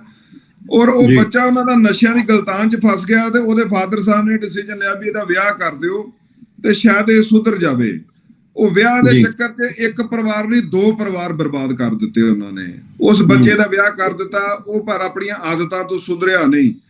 ਮੈਂ ਸੰਧੂ ਸਾਹਿਬ ਉਹਦੇ ਸੰਸਕਾਰ ਤੇ ਜਾਣ ਦਾ ਮੈਨੂੰ ਮੌਕਾ ਮਿਲਿਆ। ਮੈਂ ਤੁਹਾਨੂੰ ਦੱਸ ਨਹੀਂ ਸਕਦਾ ਕਿ ਮੈਂ ਉਸ ਪੀੜਾ ਨੂੰ ਇਸ ਤਰੀਕੇ ਨਾਲ ਮਹਿਸੂਸ ਕੀਤਾ ਕਿ ਮੈਂ 10 ਦਿਨ ਤੱਕ ਸੌ ਨਹੀਂ ਸਕਿਆ। ਉਸ ਬੰਦੇ ਦੀ ਡੈਥ ਹੋ ਗਈ, ਮੈਨੂੰ ਉਹਨਾਂ ਦਾ ਫੋਨ ਆਇਆ ਕਿ ਇਹ ਉੱਠ ਨਹੀਂ ਰਿਹਾ, ਤੇ ਮੈਂ ਉਸ ਬੱਚੇ ਨੂੰ, ਉਸ ਮੁੰਡੇ ਨੂੰ ਦੇਖਣ ਵਾਲਾ 6 ਸਾਲ ਦੀ ਉਹਦੀ ਬੱਚੀ ਉੱਥੇ ਲਾ ਕੇ ਕਹਿ ਰਹੀ ਵੀ ਪਾਪਾ ਉੱਠੋ, ਪਾਪਾ ਉੱਠੋ। ਮਤਲਬ ਜੇ ਤੁਰਨਾ ਵੀ ਨਹੀਂ ਜਾਣਦੀ ਬੱਚੀ, ਤੇ ਉਹ ਪਾਪਾ ਨੂੰ ਉਠਾਉਣ ਦੀ ਕੋਸ਼ਿਸ਼ ਕਰ ਰਹੀ ਹੈ, ਤੇ ਓਵਰਡੋਜ਼ ਕਰਕੇ ਡਾਕਟਰ ਸੱਦਿਆ ਤੋਂ ਕਹਿੰਦਾ ਇਜ਼ ਡੈਡ, ਉਹ ਮਰ ਚੁੱਕਾ ਸੀਗਾ ਜੀ। ਤੇ ਕੱਲਾ ਮਾਂ-ਬਾਪ ਦਾ ਪੁੱਤਰ, ਔਰ ਨਸ਼ਿਆਂ ਨੇ, ਔਰ ਇਹ ਇੰਨੇ ਕੁ ਜ਼ਾਲਮ ਲੋਕ ਨੇ, ਇੰਨੇ ਕੁ ਕਰੂੜ ਲੋਕ ਨੇ, ਜਿਹੜੇ ਲੋਕ ਵੀ ਨਸ਼ਿਆਂ ਦੀ ਦਲਦਲ ਦੇ ਵਿੱਚ ਸਾਡੇ ਨੌਜਵਾਨਾਂ ਨੂੰ ਵਸਾ ਰਹੇ ਨੇ। ਮੈਨੂੰ ਤਾਂ ਇੰਝ ਲੱਗਦਾ ਪਤਾ ਨਹੀਂ ਪਰਮਾਤਮਾ ਵੀ ਸੌਂ ਗਿਆ ਕਿਤੇ, ਵੀ ਇਹੋ ਜਿਹੇ ਬੰਦਿਆਂ ਦੇ ਨਾਲ ਜਿਸ ਤਰ੍ਹਾਂ ਦਾ ਹਸ਼ਰ ਹੋਣਾ ਚਾਹੀਦਾ ਸ਼ਾਇਦ ਉਹ ਹੁੰਦਾ ਨਜ਼ਰ ਨਹੀਂ ਆ ਰਿਹਾ। ਅਗਰ ਪਰਮਾਤਮਾ ਨੂੰ ਅਰਦਾਸ ਬੇਨਤੀ ਹੈ ਕਿ ਇਹਨਾਂ ਦਾ ਨਾਸ ਹੋ ਜਾਏ, ਬੇੜਾ ਗਰਕ ਹੋ ਜਾਏ, ਜਿਹੜੇ ਵੀ ਲੋਕ ਇਹੋ ਜਿਹੀ ਹਰਕਤਾਂ 'ਚ ਨੇ। ਮੈਂ ਕਹਿੰਦਾ ਉਸ ਪਰਿਵਾਰ ਨੂੰ ਪੁੱਛ ਕੇ ਦੇਖੋ ਜਿਨ੍ਹਾਂ ਦਾ ਜੀ ਚਲਾ ਜਾਂਦਾ ਵਾ, ਔਰ ਬੜਾ ਤਕਲੀਫ ਦੇ ਹੁੰਦਾ ਜਦੋਂ ਘਰ ਦਾ ਜੀ ਕੋਈ ਚੜ੍ਹਦੀ ਜਵਾਨੀ 'ਚ ਜਾਂਦਾ ਨਾ ਜੀ, ਤੇ ਉਹਦੀ ਪੀੜਾ ਹੀ ਸਮਝ ਨਹੀਂ ਸਕਦੇ। ਔਰ 2 ਮਹੀਨੇ 1 ਮਿੰਟ ਦੀ ਗੱਲ ਆ, ਉਸ ਨਸ਼ਾ ਛਡਾਊ ਕੇਂਦਰ ਵਾਲਿਆਂ ਨੂੰ ਇਹ ਪੁੱਛਿਆ ਜਾਵੇ ਵੀ ਜੇ ਤੁਸੀਂ ਕਹਿੰਦੇ ਹੋ 2 ਮਹੀਨੇ ਪਹਿਲਾਂ ਤੋਂ ਛੱਡ ਕੇ ਭੱਜ ਗਿਆ, ਤੇ ਉਹਦੀ ਸੂਚਨਾ ਦੇਣੀ ਕਿਹਦਾ ਫਰਜ਼ ਬਣਦਾ? ਉਹ 9 ਜੂਨ ਨੂੰ ਉਹਦਾ ਭਰਾ ਨਾ ਆਵੇ ਤੇ ਇਹਨਾਂ ਨੇ ਤਾਂ ਦੱਸਣਾ ਹੀ ਨਹੀਂ ਸੀਗਾ। ਠੀਕ ਹੈ ਨਾ? ਇਹਦੇ ਤੇ ਸਰਕਾਰਾਂ ਦਾ ਦੇਖੋ, ਮੈਂ ਇੱਕ ਬੇਨਤੀ ਕਰਾਂਗਾ, ਸਰਕਾਰ ਪਤਾ ਨਹੀਂ ਫਿਰ ਗੱਲ ਸਰਕਾਰਾਂ ਤੇ ਹੀ ਆ ਜਾਂਦੀ ਹੈ। ਸਰਕਾਰ ਨੂੰ ਹਰ ਸ਼ਹਿਰ 'ਚ ਇੱਕ ਨਸ਼ਾ ਛਡਾਊ ਕੇਂਦਰ ਬਣਾਉਣਾ ਚਾਹੀਦਾ, ਔਰ ਉਹਦੀ ਵੀ ਜ਼ਰੂਰਤ ਨਹੀਂ ਜੇ ਸਰਕਾਰਾਂ ਆਪਣੀ ਜ਼ਿੰਮੇਵਾਰੀ ਨਿਭਾ ਦੇਣ, ਕਿਸੇ ਤਰੀਕੇ ਨਸ਼ੇ ਦੇ ਅੰਕੁਸ਼ ਲਾਉਣ 'ਚ ਕਾਮਯਾਬ ਹੋ ਜਾਣ। ਪਰ ਲੇਕਿਨ ਪਤਾ ਨਹੀਂ ਕਿਉਂ, ਕੀ ਕਾਰਨ ਹੈ, ਅੱਜ ਤੱਕ ਕੋਈ ਸਰਕਾਰ ਇਹਦੀ ਜੜ ਤੱਕ ਪਹੁੰਚ ਨਹੀਂ ਸਕੀ। ਔਰ ਇਹ ਸਾਡੀ ਸਭ ਤੋਂ ਵੱਡੀ ਤਕਲੀਫ ਹੈ, ਪੀੜਾ ਆ। ਸਰਕਾਰ ਸਾਰੇ ਕੰਮ ਛੱਡ ਕੇ ਨਸ਼ਿਆਂ ਦੀ ਰੋਕਥਾਮ ਦੇ ਉੱਤੇ ਇੱਕ ਪੂਰਾ ਆਪਣਾ ਦਾਇਤਵ ਸਮਝਦੇ ਹੋਇਆ, ਜ਼ਿੰਮੇਵਾਰੀ ਸਮਝਦੇ ਹੋਇਆ ਬੰਦ ਹੋਣੇ ਚਾਹੀਦੇ ਨੇ। ਇਹ ਰੱਬ ਦਾ ਵਾਸਤਾ, ਇਹ ਬੰਦ ਹੋਣੇ ਚਾਹੀਦੇ। ਬੜੀ ਤਕਲੀਫ ਦੇ ਨੇ ਜੀ, ਇਹ ਪੀੜਾ ਬੜੀ ਵੱਡੀ ਹੈ ਜੀ। ਮਿੱਤਰੋ ਜੀ, ਛੋਟੀ ਜਿਹੀ ਇਹਦੇ 'ਚ ਇੱਕ ਹੋਰ ਗੱਲ ਹੈ ਜਿਹੜੀ ਤੁਹਾਡੇ ਨਾਲ ਸਾਂਝੀ ਕਰਨੀ ਤੇ ਤੁਹਾਡੀ ਟਿੱਪਣੀ ਲੈਣੀ, ਫਿਰ ਆਪਾਂ ਅਗਲੇ ਮੁੱਦੇ ਵੱਲ ਵੱਧਦੇ ਹਾਂ 2 ਮਿੰਟ ਦੇ ਹੀ। ਕਹਿੰਦੇ ਜੀ ਜਿਹੜਾ ਕੇਂਦਰ ਚੱਲ ਰਿਹਾ ਸੀ, ਉਹਦਾ ਸੰਚਾਲਕ ਤੇ ਉਹਦਾ ਸਾਥੀ ਉਹ ਖੁਦ ਨਸ਼ੇ ਕਰਦੇ ਨੇ। ਉਹਨਾਂ ਨੇ ਕਹਿੰਦੇ ਕੁਝ ਨੌਜਵਾਨਾਂ ਨੂੰ ਇਹ ਉੱਥੇ ਵੀ ਇਹ ਗੱਲ ਕਹੀ ਜਾਂਦੀ ਕਿ ਅਸੀਂ ਗੁਰਬਾਣੀ ਨਾਲ ਜੋੜਦੇ ਹਾਂ, ਤੇ ਕਹਿੰਦੇ ਜੀ ਬਹੁਤ ਸਾਰੇ ਉਹਨਾਂ ਨੇ ਕੀਤਾ ਕੇਂਦਰ ਇਸ ਤਰ੍ਹਾਂ ਖੋਲਿਆ ਕਿ ਆਪ ਨਸ਼ੇ ਕਰਦੇ ਨੇ। ਕੁਝ ਨੌਜਵਾਨ ਜਿਨ੍ਹਾਂ ਨੂੰ ਨਸ਼ੇ ਛਡਾਏ ਗਏ ਸੀ ਉਹਨਾਂ ਨੂੰ ਨਾਲ ਲੈ ਕੇ ਕੇਂਦਰ ਖੋਲਿਆ, ਤੇ ਉਹਨਾਂ ਦੇ ਰਾਹੀਂ ਹੁਣ ਜਿਹੜੇ ਆ ਉਹ 20,000 ਰੁਪਇਆ ਇੱਕ ਵਿਅਕਤੀ ਕੋਲੋਂ ਲਿਆ ਜਾ ਰਿਹਾ ਸੀ, ਤੇ ਇਸ ਤਰ੍ਹਾਂ ਕੇਂਦਰ ਚੱਲ ਰਿਹਾ ਸੀ। ਜਿਵੇਂ ਕਮਰ ਮੰਜ਼ਿਲ ਜੀ ਕਹਿ ਰਹੇ, ਸਰਕਾਰਾਂ ਦੀ ਡਿਊਟੀ ਬਣਦੀ ਹੈ, ਫਰਜ਼ ਬਣਦਾ ਕਿ ਇਹਦੇ ਉੱਤੇ ਜਿਹੜੀ ਆ ਉਹ ਪੂਰੀ ਤਨਦੇਹੀ ਨਾਲ ਪੂਰੀ ਖੋਜਬੀਨ ਜਿਹੜੀ ਆ ਉਹ ਜਾਰੀ ਰੱਖਣ। ਕੀ ਲੱਗਦਾ ਕਸੂਰ ਸਰਕਾਰਾਂ ਦਾ ਹੀ ਆ? ਸਰਕਾਰਾਂ ਜਿਹੜੀਆਂ ਇਹਦੇ ਉੱਤੇ ਕਿੰਨੀ ਕੁ ਮੁਸਤੈਦੀ ਨਾਲ ਪਹਿਰਾ ਦੇ ਸਕਦੀਆਂ? ਸੰਧੂ ਸਾਹਿਬ, ਮੈਂ ਤੁਹਾਡੀ ਗੱਲ ਦੇ ਨਾਲ ਬਿਲਕੁਲ ਸਹਿਮਤ ਹਾਂ ਕਿ ਕਿਤੇ ਨਾ ਕਿਤੇ ਇਹ ਸਰਕਾਰਾਂ ਦੀ ਡਿਊਟੀ ਬਣਦੀ ਹੈ ਕਿ ਅਗਰ ਕੋਈ ਵੀ ਗੈਰ ਕਾਨੂੰਨੀ ਕੰਮ ਜਿਹੜਾ ਹੈ ਅਗਰ ਕਿਸੇ ਵੀ ਅਫਸਰ ਦੇ ਏਰੀਏ ਦੇ ਵਿੱਚ ਹੁੰਦਾ ਹੈ, ਤੇ ਉਸ ਅਫਸਰ ਨੂੰ ਉਹਦੇ ਬਾਰੇ ਪਤਾ ਹੋਣਾ ਚਾਹੀਦਾ, ਔਰ ਜੋ ਵੀ ਕਾਨੂੰਨੀ ਮਨਜ਼ੂਰੀਆਂ ਆ ਉਹ ਉਸ ਦੇ ਕੋਲ ਹੋਣੀਆਂ ਜ਼ਰੂਰੀ ਹੈ। ਤੇ ਜਿੱਦਾਂ ਦੀਆਂ ਗੱਲਾਂ ਤੁਹਾਡੇ ਤੋਂ ਔਰ ਮੰਜ਼ਿਲ ਸਾਹਿਬ ਤੋਂ ਸੁਣ ਕੇ ਸਾਹਮਣੇ ਆਈਆਂ, ਤੇ ਇਹ ਗਾਰੰਟੀ ਦੀ ਗੱਲ ਹੈ ਕਿ ਉਹ ਜਿਹੜਾ ਕੇਂਦਰ ਦੇ ਨਾਮ ਦੇ ਉੱਤੇ ਇੱਕ ਵਪਾਰਖਾਨਾ ਸੀਗਾ, ਉਹ ਪੱਕੀ ਗੱਲ ਹੈ ਕਿ ਕਿਸੇ ਵੀ ਜਗ੍ਹਾ ਦੇ ਉੱਤੇ ਉਹ ਮਨਜ਼ੂਰਸ਼ੁਦਾ ਨਹੀਂ ਹੋਏਗਾ। ਤਾਂ ਹੀ ਕਰਕੇ ਉਹਨਾਂ ਨੇ ਆਪਣੇ ਵੱਲੋਂ ਜਿਹੜਾ ਆ ਉਹੀ ਖੇਡ ਖੇਡੀ ਸੀ ਕਿ ਵੀ ਅਸੀਂ ਦੱਸ ਦੇਵਾਂਗੇ ਕਿ ਵੀ ਉਹ ਮੁੰਡਾ ਸਾਨੂੰ ਬਿਨਾਂ ਦੱਸੇ ਇੱਥੋਂ ਕਿਤੇ ਨਿਕਲ ਗਿਆ, ਕਿ ਨਾ ਉਹਦੀ ਲਾਸ਼ ਮਿਲਣੀ ਆ, ਨਾ ਉਹਦਾ ਕੋਈ ਪਤਾ ਲੱਗਣਾ ਹੈ, ਤੇ ਅਸੀਂ ਵੀ ਬਚ ਜਾਣਾ, ਤੇ ਸਾਡਾ ਧੰਦਾ ਵੀ ਏਦਾਂ ਹੀ ਚੱਲਦਾ ਰਹਿਣਾ, ਜਿਹੜਾ ਕਿ ਇਹ ਬਹੁਤ ਹੀ ਦੁਖਦਾਈ ਹੈ। ਜਦ ਕਿ ਇਹਦੇ ਲਈ ਉਸ ਇਲਾਕੇ ਦੇ ਅਫਸਰ ਤੇ ਵੀ ਜ਼ਰੂਰ ਪੁੱਛਗਿੱਛ ਹੋਣੀ ਚਾਹੀਦੀ ਆ ਵੀ ਉਹਨੂੰ ਇਹ ਗੱਲ ਕਿਉਂ ਨਹੀਂ ਸੀ ਪਤਾ ਕਿ ਅਗਰ ਕੋਈ ਨਸ਼ਾ ਮੁਕਤੀ ਕੇਂਦਰ ਚੱਲ ਰਿਹਾ, ਤੇ ਸਾਡਾ ਜਿਹੜਾ ਇੰਟੈਲੀਜੈਂਸ ਤੰਤਰ ਹੈ, ਜਿਹੜਾ ਆਪਣੇ ਥਾਣੇ ਦਾ ਇੱਕ ਤੰਤਰ ਹੁੰਦਾ ਆ, ਉਹਨੂੰ ਇਹ ਗੱਲ ਕਿੱਦਾਂ ਲੁਕੀ ਰਹਿ ਗਈ ਕਿ ਇੰਨੀ ਦੇਰ ਤੋਂ ਉੱਥੇ ਇੰਨੇ ਲੋਕ ਇਕੱਠੇ ਰਹਿ ਰਹੇ ਸੀ, ਔਰ ਜੇ ਉਹਦਾ ਨਹੀਂ ਸੀ ਸਮੇਂ ਦੇ ਉੱਤੇ ਕੋਈ ਉਹਦੀ ਜਾਣਕਾਰੀ ਲਈ ਗਈ ਤਾਂ ਇਹ ਵੀ ਸਰਕਾਰ ਦੇ ਵੱਲੋਂ ਔਰ ਉਸ ਥਾਣੇ ਦੇ ਵੱਲੋਂ ਬੜੀ ਵੱਡੀ ਚੂਕ ਹੈ ਕਿ ਕੱਲ ਨੂੰ ਤਾਂ ਫਿਰ ਉੱਥੇ ਇਹਦਾ ਮਤਲਬ ਕੋਈ ਵੀ ਲੋਕ ਇਕੱਠੇ ਹੋ ਕੇ ਕਿਤੇ ਵੀ ਬਹੁਤ ਲੋਕ ਰਹਿ ਕੇ ਕੋਈ ਵੀ ਛੜਯੰਤਰ ਰਚਿਆ ਜਾ ਸਕਦਾ, ਕੁਝ ਵੀ ਵੱਡਾ ਨੁਕਸਾਨ ਖੇਡਿਆ ਜਾ ਸਕਦਾ। ਤੇ ਇਸ ਕਰਕੇ ਇਹਨੂੰ ਬਹੁਤ ਗਹਿਰਾਈ ਦੇ ਨਾਲ ਲੈਣ ਦੀ ਲੋੜ ਹੈ ਔਰ ਵੱਡੇ ਅਫਸਰਾਂ ਨੂੰ ਇਹਦੇ ਤੇ ਧਿਆਨ ਦੇ ਕੇ ਇਸ ਦੀ ਬਾਰੀਕੀ ਦੇ ਨਾਲ ਜਾਂਚ ਕਰਕੇ ਇਹਦਾ ਜਿਹੜਾ ਦੁੱਧ ਦਾ ਦੁੱਧ ਪਾਣੀ ਦਾ ਪਾਣੀ ਕਰਕੇ ਬਣਦੀ ਕਾਰਵਾਈ ਜਿਹੜੀ ਹੈ ਸਖਤ ਤੋਂ ਸਖਤ ਧਾਰਾ ਦੇ ਵਿੱਚ ਸਜ਼ਾ ਵੀ ਦੇਣੀ ਚਾਹੀਦੀ ਹੈ ਔਰ ਅੱਗੇ ਨੂੰ ਇਸ ਦੇ ਉੱਤੇ ਹੋਰ ਵੀ ਬਾਰੀਕੀ ਦੇ ਨਾਲ ਧਿਆਨ ਵੀ ਰੱਖਣ ਦੀ ਜ਼ਰੂਰਤ ਹੈ। ਅਧਿਕਾਰੀਆਂ ਦੀ ਸੰਬੰਧਿਤ ਅਧਿਕਾਰੀ ਜਾਂ ਜਿਹੜੇ ਉਹ ਸਾਡੇ ਲੋਕ ਨੁਮਾਇੰਦੇ ਨੇ, ਅਗਰ ਉਹ ਆਪਣੇ ਫਰਜ਼ ਪਛਾਣਨੇ ਸ਼ੁਰੂ ਕਰ ਦੇਣ ਤਾਂ ਕੋਈ ਕਾਰਨ ਇਹ ਬਣਦਾ ਕਿ ਆਉਣ ਵਾਲੇ ਸਮੇਂ ਦੇ ਵਿੱਚ ਲੋਕਾਂ ਨੂੰ ਆਉਣ ਵਾਲੀਆਂ ਕਿਸੇ ਵੀ ਤਰੀਕੇ ਦੀਆਂ ਆਫਤਾਂ ਨੇ ਉਹਨਾਂ ਤੋਂ ਜਿਹੜਾ ਉਹ ਬਚਾਇਆ ਜਾ ਸਕਦਾ। ਸ਼ਾਇਦ ਇਦਾਂ ਦੀ ਇੱਕ ਪਹਿਲ ਹੁੰਦੀ ਨਜ਼ਰ ਆ ਰਹੀ ਹੈ। ਮੇਰੇ ਧਿਆਨ ਵਿੱਚ ਤੇ ਪਹਿਲੀ ਵਾਰ ਆਇਆ, ਕਹਿੰਦੇ ਆ ਮੌਨਸੂਨ ਜਿਹੜਾ ਉਹ ਆਉਣ ਵਾਲਾ ਜੁਲਾਈ ਮਹੀਨੇ 'ਚ। ਸਰਕਾਰਾਂ ਹਮੇਸ਼ਾ ਕਦਮ ਚੁੱਕਦੀਆਂ ਨੇ, ਉਸ ਤੋਂ ਆਉਣ ਤੋਂ ਪਹਿਲਾਂ ਪ੍ਰਸ਼ਾਸਨ ਆਪਣੇ ਕੰਮ ਕਰਦਾ ਆ। ਕਹਿੰਦੇ ਸਤਲੁਜ ਦਰਿਆ ਪੈਂਦਾ ਸਾਡੇ ਵਿਚਾਲੇ, ਸਤਲੁਜ ਆਮ ਤੌਰ ਤੇ ਹੜ੍ਹ ਇਹਦੇ 'ਚ ਆ ਹੀ ਜਾਂਦੇ ਨੇ ਬਰਸਾਤਾਂ ਦੇ ਦਿਨਾਂ 'ਚ। ਕਹਿੰਦੇ ਸੰਸਦ ਮੈਂਬਰ ਨੇ ਬਲਵੀਰ ਸਿੰਘ ਸੀਚੇਵਾਲ ਜੀ, ਜਿਹੜੇ ਕਿ ਵਾਤਾਵਰਣ ਪ੍ਰੇਮੀ ਨੇ, ਉਹ ਆਪਣੇ ਤੌਰ ਤੇ ਬੜੇ ਵੱਡੇ ਐਫਰਟ ਜਿਹੜੇ ਹੁਣ ਤੱਕ ਕਰਦੇ ਆਉਂਦੇ ਸੀ। ਅਧਿਕਾਰੀਆਂ ਨਾਲ ਮੀਟਿੰਗ ਕਰਕੇ ਕੋਸ਼ਿਸ਼ ਇਸ ਗੱਲ ਦੀ ਕੀਤੀ ਜਾਂਦੀ ਹੈ ਕਿ ਜਿਹੜੇ ਹੜ੍ਹ ਨੇ, ਹੜ੍ਹਾਂ ਦੇ ਰੋਕੂ ਪ੍ਰਬੰਧ ਨੇ, ਉਹ ਸਹੀ ਢੰਗ ਨਾਲ ਹੋ ਜਾਣ, ਉਹਦਾ ਮੁਆਇਨਾ ਕੀਤਾ ਜਾਂਦਾ। ਤੇ ਹੁਣ ਜਦੋਂ ਲੋਕ ਸਭਾ ਮੈਂਬਰ ਸੁਸ਼ੀਲ ਕੁਮਾਰ ਰਿੰਕੂ ਜੀ ਜੁੜੇ ਨੇ ਤੇ ਉਸ ਤੋਂ ਬਾਅਦ ਸੰਤਾਂ ਦੇ ਨਾਲ ਸੁਸ਼ੀਲ ਕੁਮਾਰ ਰਿੰਕੂ ਹੁਣਾਂ ਦੀ ਤਸਵੀਰ ਵੀ ਸਾਹਮਣੇ ਆਈ ਹੈ, ਜਿਹੜੇ ਕਿ ਸਤਲੁਜ ਦਾ ਜਿਹੜਾ ਪਾਣੀ ਵੱਧ ਜਾਵੇ ਤਾਂ ਉਹ ਨੁਕਸਾਨ ਨਾ ਕਰੇ ਪਿੰਡਾਂ ਨੂੰ, ਤੇ ਉਹਨੂੰ ਦੇਖਦੇ ਹੋਏ ਇੱਕ ਰਣਨੀਤੀ ਬਣਾਈ ਜਾ ਰਹੀ ਹੈ। ਬੰਨ ਵਗੈਰਾ ਪੱਕੇ ਕਰਨੇ ਆ, ਉਹਦੇ ਉੱਤੇ ਦੋਨੇ ਜਿਹੜੇ ਮੈਂਬਰ ਪਾਰਲੀਮੈਂਟ ਨੇ ਇਹ ਨਜ਼ਰ ਆਏ ਨੇ। ਕਿਵੇਂ ਦੇਖਦੇ ਹੋ ਕਮਰ ਮੰਜ਼ਲ ਜੀ? ਬਹੁਤ ਚੰਗੀ ਗੱਲ ਹੈ ਸੰਧੂ ਸਾਹਿਬ। ਹੜ੍ਹ ਆਉਂਦੇ ਨੇ, ਸਾਡਾ ਪੰਜਾਬ ਦਾ ਬੜਾ ਨੁਕਸਾਨ ਕਰਦੇ ਨੇ। ਅਗਰ ਸਰਕਾਰਾਂ ਵਾਕਈ ਆਪਣੀ ਜ਼ਿੰਮੇਵਾਰੀ ਨੂੰ ਸਮਝਦਿਆਂ ਇਹਦੀ ਰੋਕਥਾਮ ਦੇ ਪਹਿਲਾਂ ਹੀ ਪ੍ਰਬੰਧ ਕਰ ਲੈਣ, ਜੋ ਕਿ ਸਰਕਾਰਾਂ ਦੀ ਜ਼ਿੰਮੇਵਾਰੀ ਬਣਦੀ ਹੈ ਕਰਨਾ ਇਹ ਚੀਜ਼, ਤੇ ਅਗਰ ਸਰਕਾਰਾਂ ਕਰਦੀਆਂ ਨੇ ਤੇ ਇਹਦੇ ਨਾਲ ਲੋਕਾਂ ਦਾ ਭਲਾ ਹੋਏਗਾ। ਲੋਕਾਂ ਦਾ ਜਿਹੜਾ ਹੁੰਦਾ ਨੁਕਸਾਨ, ਉਹਦੇ ਤੋਂ ਲੋਕਾਂ ਨੂੰ ਬਚਾਉਣਾ ਇਹ ਸਰਕਾਰ ਦੀ ਪ੍ਰਾਥਮਿਕਤਾ ਹੈ ਔਰ ਬੜੀ ਚੰਗੀ ਗੱਲ ਹੈ ਜੇ ਸਰਕਾਰ ਇਹਦੇ ਵੱਲ ਨੂੰ ਕਦਮ ਵਧਾ ਰਹੀ ਹੈ। ਸੀਚੇਵਾਲ ਸਾਹਿਬ ਪਹਿਲਾਂ ਵੀ ਵਾਤਾਵਰਣ ਪ੍ਰੇਮੀ ਨੇ, ਉਹਨਾਂ ਨੇ ਇਸ ਵਾਤਾਵਰਣ ਨੂੰ ਸਵੱਛ ਕਰਨ ਵਾਸਤੇ ਬੜੇ ਪਹਿਲ ਕਦਮੀ ਪਹਿਲਾਂ ਵੀ ਦਿਖਾਈ ਹੈ ਔਰ ਬੜੀ ਇਹ ਸ਼ੁਭ ਸੰਕੇਤ ਵਾਲੀ ਗੱਲ ਹੈ ਕਿ ਅਗਰ ਸਰਕਾਰਾਂ ਇਹਦੇ ਪ੍ਰਤੀ ਦਿਆਨਤਦਾਰੀ ਨਾਲ ਆਪਣਾ ਕੰਮ ਕਰਦੀਆਂ ਨੇ ਤੇ ਬਹੁਤ ਚੰਗੀ ਗੱਲ ਹੈ ਜੀ। ਦੇਖੋ, ਹਰ ਵੇਲੇ ਕ੍ਰਿਟੀਸਾਈਜ਼ ਕਰਨਾ ਚੰਗੀ ਗੱਲ ਨਹੀਂ, ਪਰ ਜੇ ਕੋਈ ਚੰਗੀ ਗੱਲ ਉਹਨੂੰ ਚੰਗੀ ਕਹਿ ਦੇਣਾ ਵੀ ਮਾੜੀ ਗੱਲ ਨਹੀਂ। ਜੇ ਅਗਰ ਸਰਕਾਰ ਇਦਾਂ ਦਾ ਕੁਝ ਕਰਦੀ ਆ ਤੇ ਇਹ ਬੜੀ ਵਧੀਆ ਗੱਲ ਹੈ ਜੀ। ਬਿਲਕੁਲ ਜੀ। ਮਹਿੰਦਰੋ ਜੀ, ਤੁਸੀਂ ਕੁਝ ਮੈਨੂੰ ਲੱਗਦਾ ਕੁਝ ਕਹਿਣਾ ਚਾਹੋਗੇ ਕਿ ਸੰਤ ਬਲਵੀਰ ਸਿੰਘ ਸੀਚੇਵਾਲ ਖੁਦ ਤੇ ਉਹ ਨਿਤਰੇ ਹੋਏ ਨੇ ਲੋਕ ਭਲਾਈ ਦੇ ਕਾਰਜਾਂ ਵਿੱਚ, ਉਹਨਾਂ ਵਾਸਤੇ ਸਿਆਸਤ ਬਾਅਦ ਵਿੱਚ ਹੈ। ਉਹਨਾਂ ਦੇ ਸਨਮਾਨ ਵਜੋਂ ਜਿਹੜਾ ਰਾਜ ਸਭਾ ਦਾ ਮੈਂਬਰ ਬਣਾਇਆ ਗਿਆ ਸੀ, ਪਰ ਜਿਹੜੇ ਲੋਕ ਨੁਮਾਇੰਦੇ ਜਿਹੜੇ ਚੁਣ ਕੇ ਅਸੀਂ ਭੇਜੇ ਨੇ ਸੰਸਦ ਵਿੱਚ, ਲੋਕ ਸਭਾ ਦੇ ਵਿੱਚ, ਸੁਸ਼ੀਲ ਕੁਮਾਰ ਰਿੰਕੂ ਜੀ, ਉਹਨਾਂ ਨੂੰ ਵੀ ਕਿਤੇ ਲੱਗਦਾ ਕਿ ਜਿਵੇਂ ਜਿਹੜੀ ਲਾਗ ਲੱਗ ਗਈ ਹੈ, ਉਹਨਾਂ ਦਾ ਅਸਰ ਜਿਹੜਾ ਸੰਗਤ ਦਾ ਅਸਰ ਜਿਹੜਾ ਸੰਤਾਂ ਦਾ ਉਹ ਹੋਣਾ ਸ਼ੁਰੂ ਹੋ ਗਿਆ।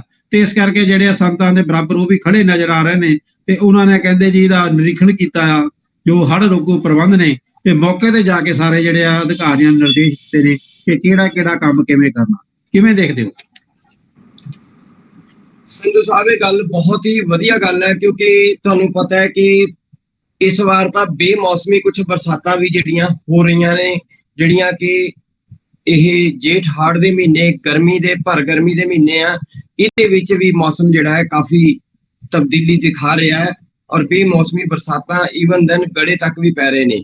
ਤੇ ਹੋਰ ਅਗਲੇ ਮਹੀਨੇ ਜੁਲਾਈ ਦੇ ਵਿੱਚ ਬਰਸਾਤ ਦਾ ਮੌਸਮ ਹੈ, ਤੇ ਅਗਰ ਇਹ ਸਾਡੇ ਦੋਨੋਂ ਸੰਸਦ, ਇੱਕ ਲੋਕ ਸਭਾ ਸੰਸਦ ਤੇ ਇੱਕ ਰਾਜ ਸਭਾ ਸੰਸਦ, ਸ਼੍ਰੀ ਬਲਬੀਰ ਸਿੰਘ ਸੀਚੇਵਾਲ ਜੀ ਤੇ ਸੁਸ਼ੀਲ ਰਿੰਕੂ ਜੀ, ਇਹ ਜਿਹੜੇ ਹੈ ਕੱਲ ਅਫਸਰਾਂ ਦੇ ਨਾਲ ਬਕਾਇਦਾ ਇਹਨਾਂ ਨੇ ਇੱਕ ਮੌਕੇ ਦੇ ਉੱਤੇ ਦੌਰਾ ਕੀਤਾ ਹੈ ਔਰ ਉਸ ਸਾਰੀ ਜਿਹੜੀਆਂ ਵੀ ਘਟਨਾਵਾਂ ਹੋਣ ਵਾਲੀ ਜਗ੍ਹਾ ਆ, ਜਿੱਥੇ ਕਿਤੇ ਨੁਕਸਾਨ ਹੋਣ ਦੀ ਸੰਭਾਵਨਾ ਹੈ ਕਿ ਇੱਥੋਂ ਟੁੱਟ ਸਕਦੀ ਆ ਬਈ ਜਾਂ ਇੱਥੋਂ ਕੋਈ ਨਹਿਰ, ਜਿੱਦਾਂ ਵੀ ਹੈ, ਦੌਰੇ ਕਰਕੇ ਉਹ ਉਹਨਾਂ ਨੇ ਇੱਕ ਅਫਸਰਾਂ ਨੂੰ ਨਿਰਦੇਸ਼ ਦਿੱਤੇ ਆ ਕਿ ਵੀ ਇਹਦੇ ਤੇ ਵਕਤ ਰਹਿੰਦੇ ਹੋਏ ਕੰਮ ਕਰਵਾਓ ਤਾਂ ਕਿ ਜਦੋਂ ਬਰਸਾਤ ਆਵੇ ਉਦੋਂ ਮੌਕੇ ਦੇ ਉੱਤੇ ਲੋਕਾਂ ਨੂੰ ਘੱਟ ਤੋਂ ਘੱਟ ਪਰੇਸ਼ਾਨੀ ਦਾ ਸਾਹਮਣਾ ਕਰਨਾ ਪਵੇ ਤੇ ਘੱਟ ਤੋਂ ਘੱਟ ਜਿਹੜੇ ਆ ਲੋਕਾਂ ਦਾ ਨੁਕਸਾਨ ਹੋ ਸਕੇ ਜਾਂ ਨਾ ਹੋ ਸਕੇ ਤਾਂ ਬਹੁਤ ਹੀ ਵਧੀਆ ਗੱਲ ਹੈ।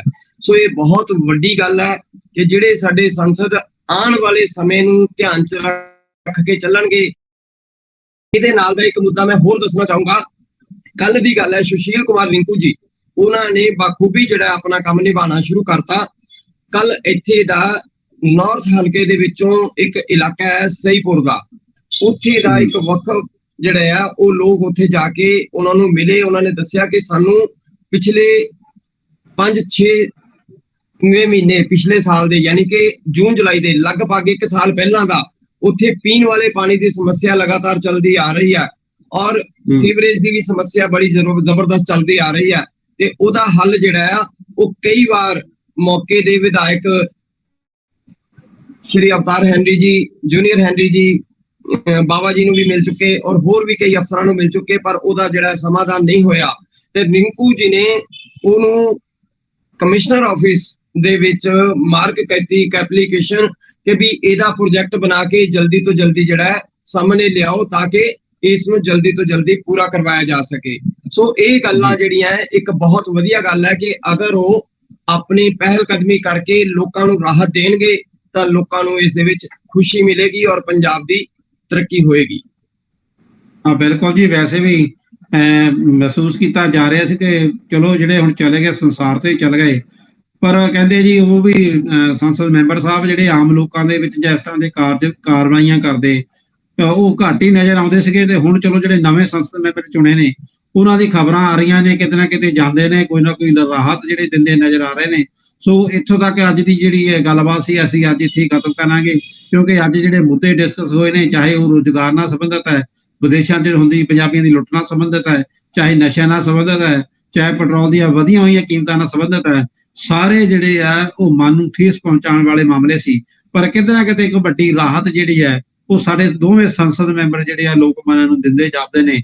ਇੱਕ ਧਰਵਾਸ ਜ਼ਰੂਰ ਮਿਲਦਾ ਜਾਪਦਾ ਕਿ ਸਾਰਾ ਕੁਝ ਜਿਹੜਾ ਉਹ ਇੰਨਾ ਹਨੇਰਾ ਨਹੀਂ ਹੈ, ਰੋਸ਼ਨੀ ਦੀ ਜਿਹੜੀ ਕਿਰਨ ਆ ਉਹ ਹਲੇ ਬਾਕੀ ਹੈ। ਲੋਕਾਂ ਦੀ ਉਮੀਦ ਵੀ ਜਿਹੜੀ ਆਮ ਆਦਮੀ ਪਾਰਟੀ ਤੋਂ ਹਲੇ ਜਿਹੜੀ ਆ ਉਹ ਕਿਤੇ ਨਾ ਕਿਤੇ ਸ਼ਾਇਦ ਇਹੋ ਜਿਹੇ ਜਿਹੜੇ ਸਾਡੇ ਲੀਡਰ ਨੇ, ਮਹਾਂਪੁਰਖ ਨੇ ਜਿਹੜੇ, ਉਹਨਾਂ ਦੇ ਕਾਰਨ ਜਿਹੜੀ ਆ ਉਹ ਹਲੇ ਕਾਇਮ ਆ।